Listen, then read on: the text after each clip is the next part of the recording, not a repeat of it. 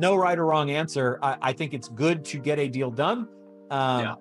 Don't get yourself into something you hate. Ideally, find something that you're curious about enough to be interested in it. If you are, then having to spend a little bit more time operationally shouldn't be a problem. And it's very likely that even in the larger business that you're going to acquire using these strategies primarily, you're going to have an owner operator that's going to have to be replaced anyway. So, if you have the experience of doing that one time in the smaller, you'll bring that experience to bear on the next thing as well.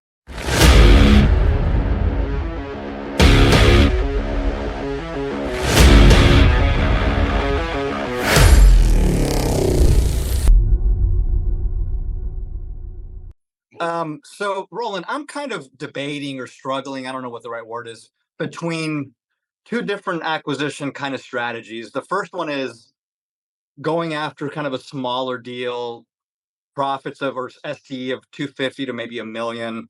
I figure that might be easier to do just to kind of get my feet wet and get my first acquisition. I know the first one's the hardest one, and it's kind of like you learn a lot from doing that.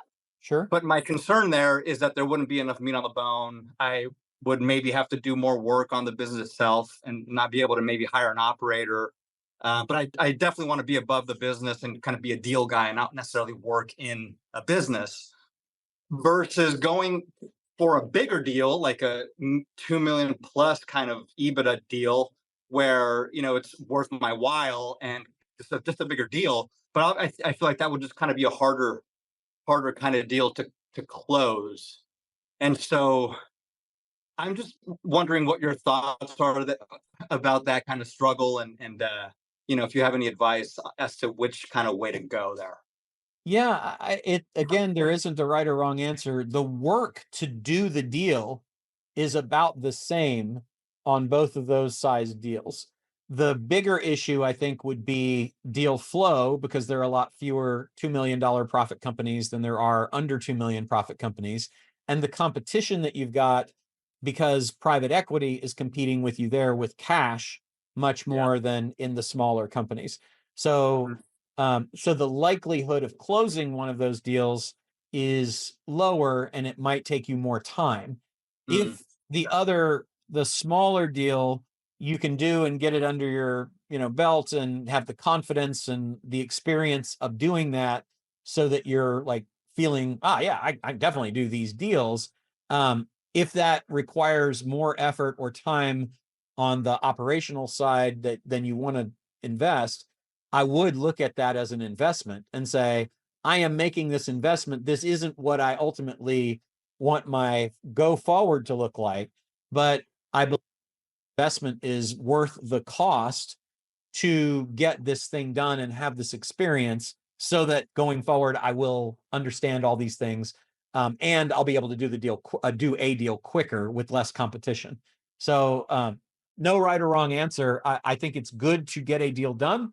yeah. Um, don't get yourself into something you hate. Ideally, find something that you're curious about enough to be interested in it. If you are, then having to spend a little bit more time operationally shouldn't be a problem. And it's very likely that even in the larger business that you're going to acquire using these strategies primarily, you're going to have an owner operator that's going to have to be replaced anyway. So, Mm. if you have the experience of doing that one time in the smaller, you'll bring that experience to bear on the next thing as well. I've been doing some networking, and I've with just folks I've been meeting on LinkedIn, and I met with a kind of a PE guy last done tons of deals, and he was talking about these larger deals and kind of his philosophy on stuff, and he's doing the bigger stuff, and I'm like, man, that's interesting. And so I was just wondering if I was limiting myself by going after smaller stuff, or if I should just kind of go big and go for the bigger. But I like what you're saying. I think for me, it might make more sense to just do something smaller and just get that under my belt, and then maybe go for bigger stuff. But I just was wondering what your thoughts were there, so I appreciate the kind of the guidance. Yeah, I mean, I Yeah, think it just depends on like what are your goals? It's just like yeah, you can if I was a real estate investor, I can flip a single house at a time and make several $1 million a year profit. I can get into development and bring funding sources in and make the same money, but probably have the ability to scale up significantly larger. Or I can go into commercial and bring funding in for that and make probably even more. And so it's just a question of, across anything that you do, what's your desired level of complexity and how much you're going to have to work. Yeah. And you know that this doing smaller deals, you could easily build $100 million net worth, I think, over a relatively short period of years. Um, but could you become, a multi-hundred million, dollar person, or $1 billion person doing some of those other things, easier? Probably, but I think the probability is higher with the smaller things than it is with the bigger things, because I think it's like, fewer people get to the major leagues in sports than get to the minor leagues than get to the recreational leagues, Right. and it's the same in everything. So very, very few people get to the billions of dollars mark, but a lot of people are there hitting the singles and doing the simple deals and making pretty daggone good money.